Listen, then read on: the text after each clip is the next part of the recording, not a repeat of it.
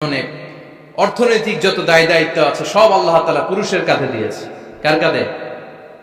এই দাম্পত্য লাইফে নারীর কোন অর্থনৈতিক দায় দায়িত্ব নারীর কাঁধে আল্লাহ দেয় নাই। এজন্য সব অর্থনৈতিক দায়িত্ব পুরুষের ঘাড়ে। 4টা অর্থনৈতিক দায়িত্ব আছে। পুরুষ নারীকে মহারণা দিবে, পুরুষ নারীকে খাবারের ব্যবস্থা করবে, পুরুষ নারীকে পোশাকের ব্যবস্থা করবে, পুরুষ নারীর জন্য রেসিডেন্সিয়াল ব্যবস্থা করবে। ঠিক কিনা? وآتوا النساء صدقاتهن نحلة فإن طبن لكم عن شيء منه نفسا فكلوه هنيئا مريئا। সুবহানাল্লাহ পড়ে। সব স্বামীদেরকে আল্লাহ ডেকে বললেন, ও স্বামীরা শোনো শোনো, বিয়ের পর সাথে সাথে স্ত্রীর কাছে তুমি মোহরানা আদায় করে দাও। মোহর দেয়া নফল নাকি ফরজ? জোরে বলেন। কি দিব? মোহরানা দিব। মোহরানা দেয়াকে ফরজ করেছে কে? আল্লাহ। তো মোহর দিতে টাকা লাগে না? এই টাকার দায়িত্ব পুরুষের ঘাড়ে দিছে কে? 2 নাম্বার দায়িত্ব, আলাল মাউলুদি লাহু রিজকুহুন্না ওয়া কিসওয়াতুহুন্না বিল মা'রুফ।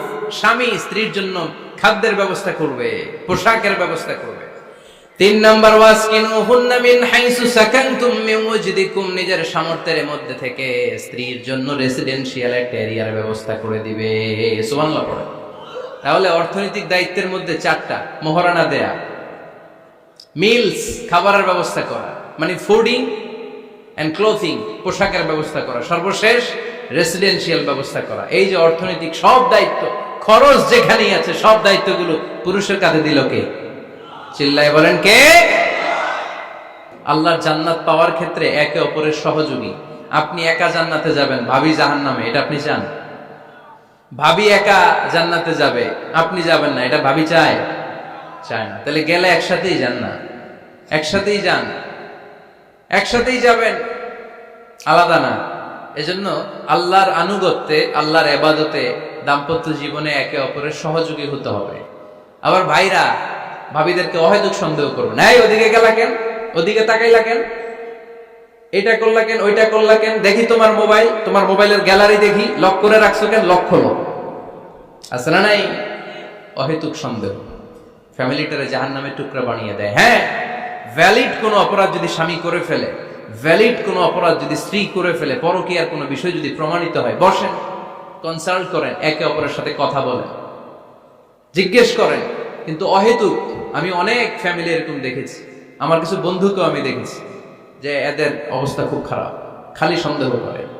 আছে না নাই? এই সন্দেহের রোগটা বড় রোগ। এই রোগ থেকে বেরিয়ে আসতে হবে। স্বামী ভুল করলে স্ত্রী সুন্দর করে শুধরে দিবে, স্ত্রী ভুল করলে স্বামী শুধরে দিবে। ফজরের সময় স্ত্রী হাজবেন্ডকে ডেকে দিবে, উঠতে না চাইলে ঠান্ডা পানির ছিটা দিবে।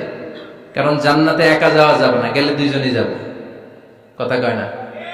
দুইজনেই জান্নাতে যাওয়ার দরকার আছে না নাই? যত বেশি আপনারা আল্লাহর আনুগত্যে আগাতে পারবেন, তত আপনাদের মহাব্বত বাড়ায় দিবে কে? এই যে হাজবেন্ড ওয়াইফের ভালোবাসাটাকে বলে লাভ পিরামিড। কি pyramid? Love pyramid, like triangle, ত্রিভুজ আকৃতির। হাজবেন্ড ওয়াইফের ভালোবাসাটা ত্রিভুজ আকৃতির। The closer the couple comes to Allah, the closer they comes to each other. Husband wife যত বেশি আল্লাহর কাছে যাবে, তারা নিজেরাও নিজেদের তত কাছে যাবে।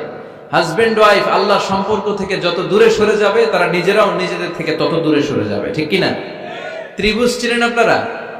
ত্রিভুজের কয় কোণা? হ্যাঁ, 3 কোণা। এই যে এরকম লাভ পিরামিড, 3 কোণা। এই উপরের কোণায় আল্লাহর অবস্থান, আর এই কোণায় স্বামী, এই কোণায় স্ত্রী। তো তারা আল্লাহর দিকে যত যাবে, নিজেরাও তত কাছে যাবে। আর তারা আল্লাহর সম্পর্ক থেকে যত দূরে চলে যাবে, নিজেদের মধ্যে দূরত্ব বাড়তে থাকবে। ঠিক কিনা? পিরামিডটা বুঝতে পারছেন?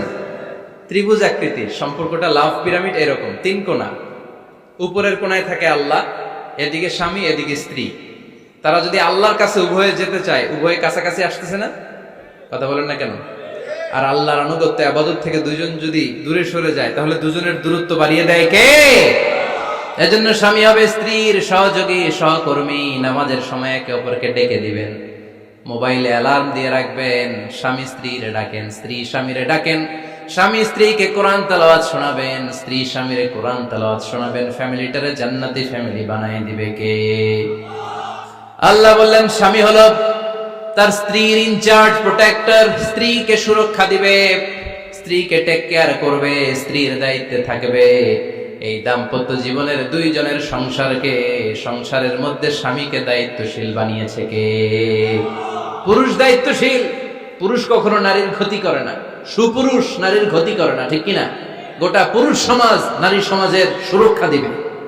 যেগুলো নারীকে একান্তে পেলে রেপ করে, যে ঢাকা বিশ্ববিদ্যালয়ে একটা রেপের ঘটনা ঘটছে না, যে এই বেয়াদবটা এই কাজ করেছে, এটা কি পুরুষ না কুপুরুষ?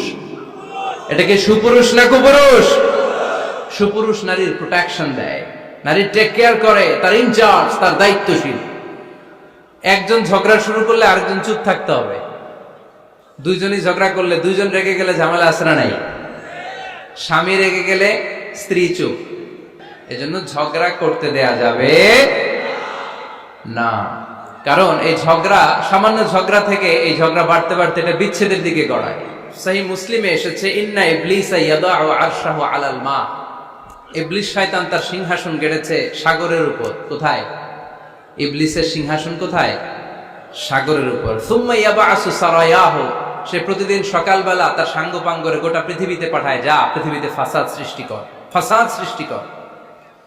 ইবলিস যখন সাঙ্গপাঙ্গদেরকে গোটা পৃথিবীতে ছড়িয়ে দেয়, সারাদিন ধোঁকা দেওয়ার পরে, ওয়াসওয়াসা দেওয়ার পরে, রাত্রিবেলা ইবলিসের কাছে ফিরে আসে, এসে বলে, ও ইবলিস, আমি আজকে আল্লাহর বান্দাদেরকে দিয়ে মিথ্যা কথা বলিয়েছি। ইবলিস বলে, এটা তো কোনো ব্যাপারই না, এগুলোই তো তোদের কাজ।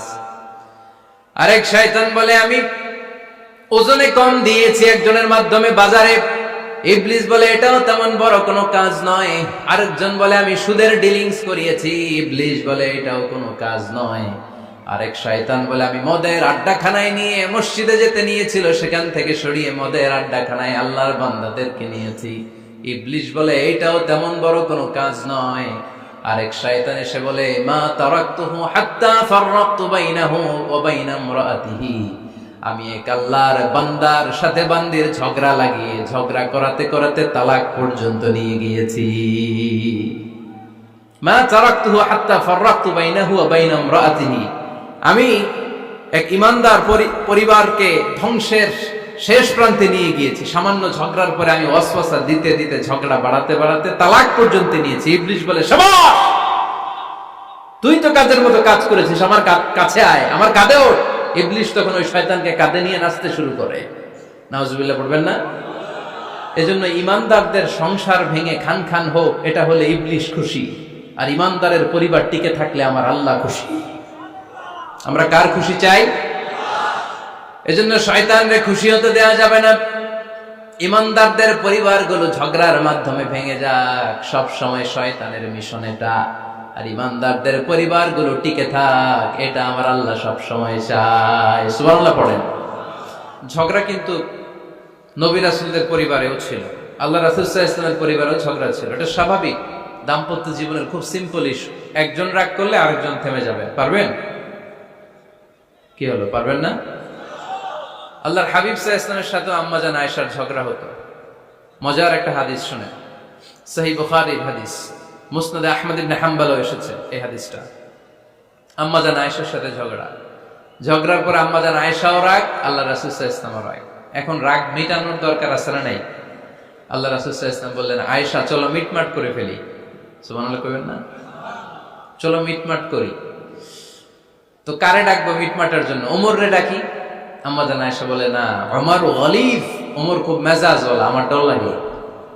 তোমার আব্বারে ডাকি। আব্বারে ডাকেন। আব্বারে ডাকেন। খুশি হয়ে গেছেন আম্মা জান আয়েশা রাদিয়াল্লাহু। আবু বকর রাদিয়াল্লাহু চলে আসলেন, দাঁড়ালেন। এবার বিষ্ণু সাল্লাল্লাহু আলাইহি ওয়াসাল্লাম বললেন, তাতাকাল্লিমিন আও আতাকাল্লাম, কি ঘটছে আমাদের মাঝে, তুমি বলবা না আমি বলবো?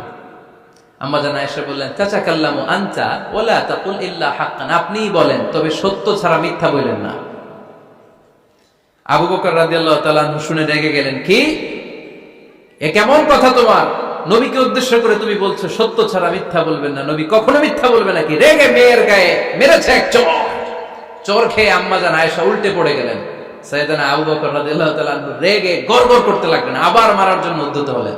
আম্মা জান আয়েশা রাদিয়াল্লাহু তাআলা বাঁচার জন্য এবার বিশ্বনবীর পিছনে যে আশ্রয় নিলেন। সুবহানাল্লাহ পড়বেন না? বিশ্বনবী সাইয়েদনা আবু বকরের সামনে দুই হাত মেলে ভেবে দাঁড়িয়ে গেলেন। আল্লাহর হাবিব যখন আম্মা জান আয়েশাকে বাঁচানোর জন্য দুই হাত উঁচু করে দাঁড়িয়ে গেলেন, সাইয়েদনা আবু বকর থেমে গেলেন। সাইয়েদনা আবু বকর এই পরিস্থিতি দেখে ঘর থেকে বের হয়ে ঘরের বাইরে দাঁড়ালেন।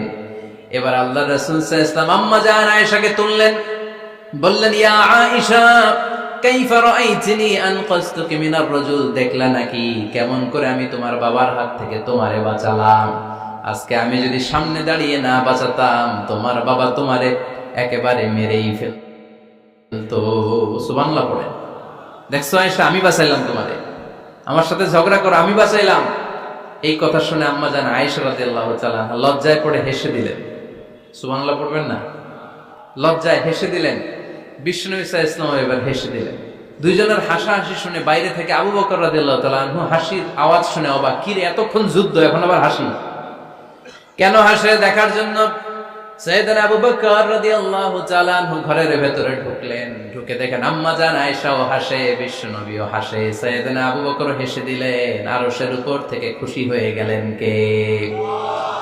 এবার সাইয়েদনা আবু বকর বলেন, ইয়া রাসূলুল্লাহ, ইয়া হাবিবাল্লাহ, আশরিকানি ফি সিলমিকুমা কামা আশরাকতুমানি ফি হারবিকুমা। নবী গো, আপনাদের দুইজনের মধ্যে যুদ্ধ লাগলে যেমনি মিটমাট করার জন্য আপনি আমারে ডাকেন, আপনাদের এই আনন্দ ঘন মুহূর্তগুলোতে শরীক হওয়ার জন্য মাঝে মাঝে আমারে ডাকেন। সুবহানাল্লাহ পড়েন। আপনাদের মধ্যে যুদ্ধ লাগলে সন্ধি করার জন্য যেমনি আমারে ডাকেন, আপনারা যখন আনন্দ ঘন পরিবেশ এরকম খুনসুটি করেন, হাসাহাসিতে মেতে ওঠেন, তখন একটু আমারে রাখেন। সুবহানাল্লাহ পড়বেন না? দেখেন, আল্লাহ রাসূল সাল্লাল্লাহু আলাইহি ওয়াসাল্লাম পৃথিবীর সবচেয়ে শ্রেষ্ঠতম মানুষ। উনাদের পরিবারেও ঝগড়া হতো, কিন্তু এই ঝগড়া কোনোদিন তালাক পর্যন্ত গিয়েছে? কথা বলেন না কেন? আল্লাহর হাবিব সাল্লাল্লাহু আলাইহি ওয়াসাল্লাম তার কোন স্ত্রীকে তালাক দিয়েছেন? তার মানে নবীদের ফ্যামিলি তো ঝগড়া এগুলো হতো, কিন্তু এটা তালাক পর্যন্ত গড়াতো না, ঠিক কিনা? তাহলে এখন থেকে আমাদের এই স্লোগান নিতে হবে যে ঝগড়া করলেও আমরা ডিভোর্সের দিকে যাব না। পারা যাবে? আর একজন রেগে গেলে আরেকজনকে চুপ থাকতে হবে। ভাবি রেগে গেলে আপনি চুপ। দাম্পত্য জীবনের কোনো গোপন কথা অন্যের কাছে শেয়ার করা যাবে না। হাদিসে এসেছে, এটাকে বলা হয়েছে আ'যামুল আমানা, এটা সবচেয়ে বড় আমানত। যারা দাম্পত্য জীবনের একান্ত বিষয় কারোর সাথে শেয়ার করে, তারা সবচেয়ে বড় কবিরা গুনাহ করে। আশরারুন নাস বলেছেন বিশ্বনবী এদেরকে, সবচেয়ে নিকৃষ্ট মানুষ। ইয়াউমাল কিয়ামাতি মানজিলাতান, আল্লাহর কাছে কিয়ামতের দিন সবচাইতে নিকৃষ্ট হয়ে দাঁড়াবে ওই দম্পতি, ওই নারী কিংবা ওই পুরুষ, তুফদি ইলা যাওজিহি ওয়া ইউফদি ইলা যাওজিহা সুম্মা ইউনশিরু সিররাহা। তারা একান্ত সময়ে ফিজিক্যাল ইন্টিমেসিতে যা করে, এটা পরে মানুষের কাছে বলে বেড়ায়। এরকম আছে না নাই? খবরদার, এটা বড় কবিরা গুনাহ। অনেক বোনরা একসাথে হলে দাম্পত্য জীবনের বিভিন্ন গোপন বিষয় নিয়ে কথা বলে, আছে না নাই? অনেক পুরুষরা একে অপরের সাথে, বন্ধুদের সাথে বিভিন্ন বিষয় নিয়ে শেয়ার করে, এটা এমন ওইটা এমন, এগুলো বলা যাবে? আসিবাউ হারাম। দাম্পত্য জীবনের সব বিষয়, স্বামীর সব বিষয় স্ত্রীর কাছে আমানত, স্ত্রীর সব বিষয় স্বামীর কাছে আমানত রেখেছে কে? দাম্পত্য জীবনের এই প্রাইভেট লাইফের কোনো কিছু কিয়ামত পর্যন্ত অন্যের কাছে প্রকাশ করাকে হারাম ঘোষণা করে দিয়েছে কে? এজন্য খবরদার আমার বোনেরা, একসাথে মহিলারা হলে পেটের কথা পিঠের কথা সব বের করে দেয়, আসরা নাই? কিছু থাকে না, সব বের হয়ে যায়। খবরদার, সব বললেও দাম্পত্য জীবনের কোনো কথা শেয়ার করা যাবে? আমার ভাইয়েরা খবরদার, আপনাদের দাম্পত্য জীবনের কোনো কথা আপনার বন্ধুর সাথে শেয়ার করতে পারবেন না। এগুলো ফ্যামিলি